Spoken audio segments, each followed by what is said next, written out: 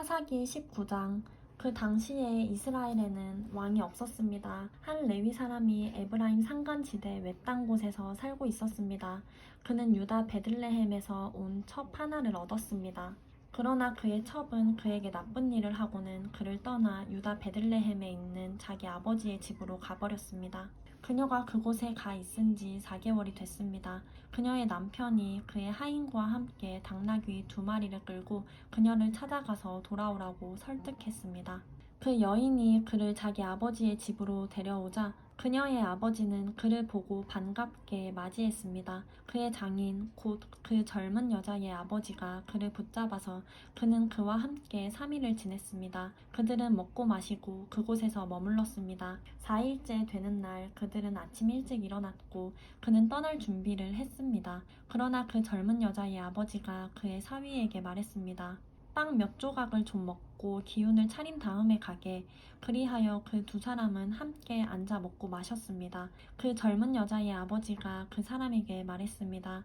부디 오늘 밤 머물며 즐겁게 지내게. 그 사람이 떠나려고 일어나자 그의 장인이 그를 붙잡아서 그는 하룻밤을 그곳에서 더 머물게 됐습니다. 5일째 되는 날 그가 가려고 아침 일찍 일어났습니다. 그 젊은 여자의 아버지가 말했습니다. 기운을 차릴 수 있도록 오후까지 기다리게. 그리하여 그 2사람은 함께 먹었습니다. 그러고 나서 그 사람이 그의 첩과 그의 하인과 함께 떠나려고 일어나는데 그의 장인 곧 그 젊은 여자의 아버지가 그에게 말했습니다. 자 보게나 저녁이 다 됐네. 부탁이네. 하룻밤 더 머무르게.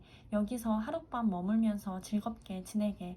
그리고 내일 아침 일찍 일어나 길을 떠나 내 집으로 돌아가게. 그러나 그 사람은 하룻밤 더 머물지 않고 안장 얹은 나귀 2마리와 자기의 첩을 데리고 길을 떠나 여부스 곧 예루살렘을 향해 갔습니다. 그들이 여부스에 가까이 왔는데 날이 저물어가자 하인이 그의 주인에게 말했습니다. 부탁입니다. 이 여부스 사람의 성읍에 가서 그곳에서 하룻밤을 머무르시지요. 종의 주인이 그에게 대답했습니다. 우리는 이스라엘 자손이 아닌 다른 민족의 성읍에는 들어가지 않는다. 우리는 계속해서 기브아로 갈 것이다. 그가 자기의 하인에게 말했습니다. 기브아나 라마까지 가서 그 둘 가운데 한 곳에서 머무르도록 하자. 그래서 그들은 가던 길을 계속 가서 해 질 무렵에 베냐민에 속한 기브아 부근에 이르렀습니다. 그들은 기브아에 가서 하룻밤을 머물기 위해 그곳에서 길을 돌렸습니다.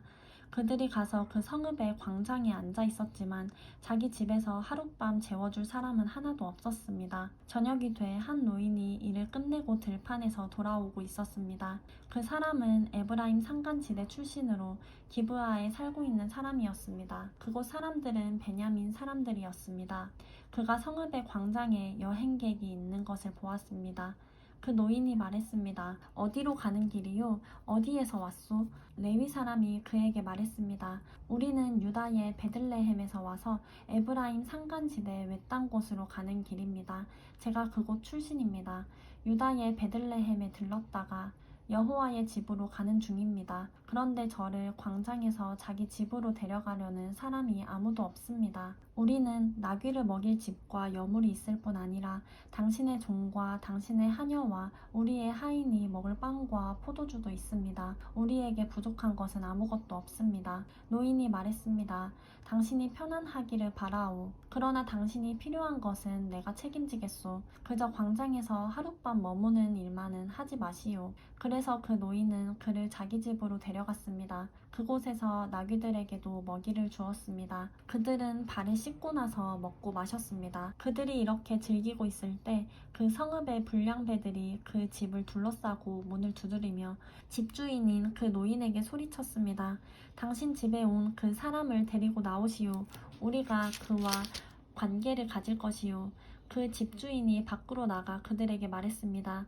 내 형제들이여 제발 악한 일을 저지르지 마시오. 왜냐하면 이 사람은 우리 집에 온 손님이요. 이런 수치스러운 짓을 하지 마시오. 보시오. 여기 내 처녀 딸이 있고 그의 첩이 있소. 내가 이제 그들을 데리고 나가겠소. 그들을 데리고 당신들이 보기에 좋을 대로 하시오. 그러나 이 사람에게만은 이런 수치스러운 짓을 하지 마시오. 그러나 그 사람들은 그의 말을 무시했습니다. 그래서 그 레위 사람은 그의 첩을 밖으로 내보냈습니다. 그러자 그들은 밤새도록 아침까지 그녀와 관계를 가지며 학대하다가 새벽이 돼서야 그녀를 놓아주었습니다. 아침 동틀 무렵 그 여자는 돌아왔습니다. 그녀는 자기 남편이 있는 그 사람의 집 문 앞에 날이 밝아올 때까지 쓰러져 있었습니다. 그녀의 남편이 아침에 일어나 집 문을 열고 길을 가기 위해 밖으로 나갔는데 그의 첩에 두 손이 문지방에 걸쳐진 채 그 집 문 앞에 엎어져 있었습니다. 그가 그녀에게 말했습니다. 일어나 가자. 그러나 아무 대답이 없었습니다. 그러자 그는 그녀를 당나귀에 싣고 출발해 그의 집으로 갔습니다. 그가 그의 집에 도착하자 칼을 꺼내 자기 첩을 마디마디 베어서 12토막을 내고 그것들을 이스라엘 전 지역에 보냈습니다. 그것을 본 모든 사람들이 말했습니다. 이스라엘 자손이 이집트 땅에서 나온 그날 이후 오늘날까지 이런 일은 없었고 본 적도 없었다. 이 일을 생각해보고 의논해보고 그러고 나서 말하자.